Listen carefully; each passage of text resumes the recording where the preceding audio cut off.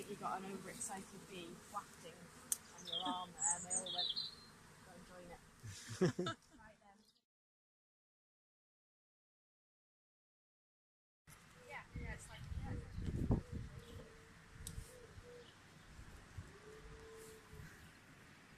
Now then, we've got a lot of bees flying, and not many coming in and out, which makes me, interested in what's going on. I'm just a good number of bees in there. Now we're going to put that liquid feed back on, okay?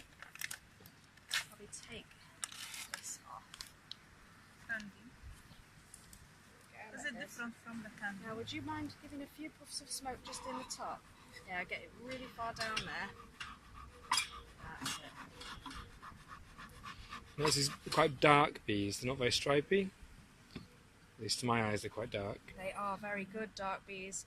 They're the old English black bee, but these black bees are more resilient, said, to both the diseases we have here and also weather conditions, changes in climate. So we're going to lift off. As I said, those three main things that we're looking for: the presence of the queen, room for her to lay, and then any presence of disease. So, massively, just completely empty frame. I'm going to pop that down there, and then as I move through the beehive, I'll just move the rest of the frames along, but I'll replace that frame in its original position. Because often when they build a honeycomb, each frame will tessellate with one another. And they will often cluster towards the centre of the beehive. Pollen. You see that? Pollen and the beginning of the queen cell, you're right. Do you see that different shaped one there? Honey. Let me get rid of that. We've started to do nice doors. We've got pollen in the centre here. See how they organise the pollen?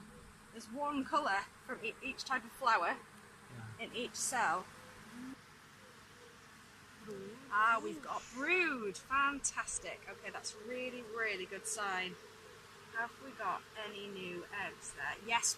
Now then, you see in this section here, see in that section there, we've got baby bees. Can you see those little larvae? The white C-shaped larvae? Can you see them? Yeah. So we know that the queen is present, which is great.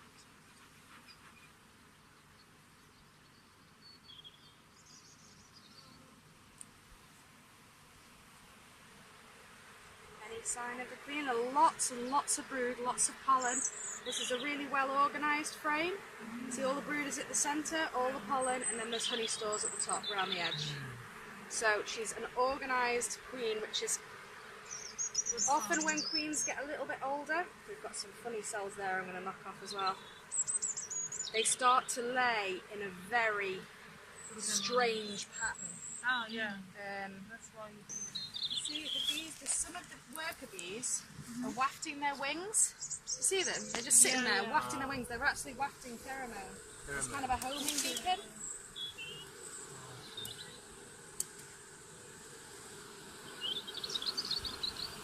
They want all their sisters to come back to the hive. It's like, the danger's over. Come back home.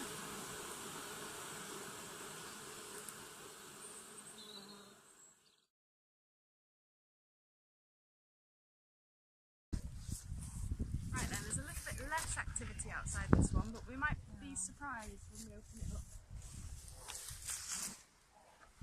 Lots of bees, that's good. They're out of sugar syrup, so that needs to be reapplied. That's capped honey, so the lighter is capped honey and the darker is the capped brood. So we've talked about the honeycomb, which is made out of wax, which the bees produce themselves. But they also produce this red stuff. Does anybody know what that's called? Propolis, that's it, yeah. It's basically this amazing kind of bee cement, bee glue. Yeah, here. It's there. Yeah. Oh, is that what? That's her. Well spotted. See, longer body. She's got no marking. So this might have been one of the ones that swarmed last year, Mike. So it's an unmarked queen. I am going to get her back in. We haven't got Way! Okay, because of that, we're confident she's in. I'm going to destroy those 2 queen cells, okay? Yeah, they're going down. Drink the Down, girls, down!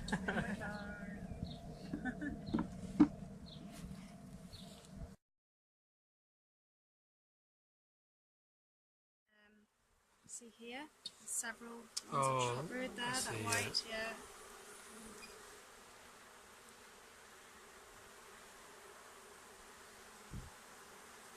Let's put this one. I'm going to read up on whether we need to treat this hive. I've never had to treat my hives for chalkbrood. The odd occasional cell, but no way near as much as this. This is quite high concentration. Oh, and this is one of the best things about beekeeping. Look, there's a bee being born. Ah, look at him. Choo choo choo. Well, her actually. She's chewing her way out, nibbling at that. And when she comes out, she'll be lighter in colour than all of these bees here. She'll stay in the hive for a week or so, just tending and feeding other bees, doing the household jobs. Welcome to Northumberland. Yeah, quite big, huh? I thought it would Sorry. be smaller. Yeah, she's only slightly smaller than, but she, in the height of summer, a bee's lifespan, a worker bee, will only be 3 weeks. Oh, So she'll spend about a week in the hive, and then she'll go and do foraging jobs and scouting jobs and just work herself. Whereas in the winter, they will live all